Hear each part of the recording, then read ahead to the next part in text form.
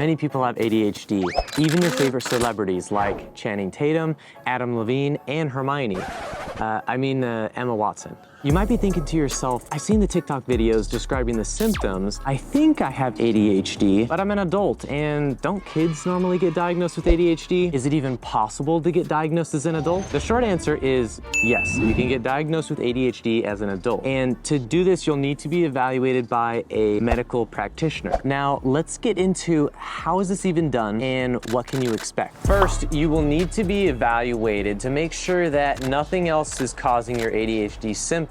Because some psychiatric disorders that can mimic ADHD include depression, anxiety, bipolar disorders, borderline personality disorders, among others. Next, there are several ways to help screen adult ADHD. Two methods include using the Adult ADHD Self-Report Screening Scale for DSM-5 or the Conners Adult Rating Scale. These screenings can also help with making a diagnosis. Let's talk about the symptoms associated with ADHD and how to diagnose it in adults. First of all, several of the symptoms have to be present while you were younger, specifically before age 12. If you just developed these symptoms a year ago and you never had them before, then it's probably not ADHD. There are two large categories in ADHD: inattentiveness and hyperactivity/impulsivity. There are 9 total symptoms for inattentiveness, which you can see here. And there are also 9 symptoms for hyperactivity/impulsivity,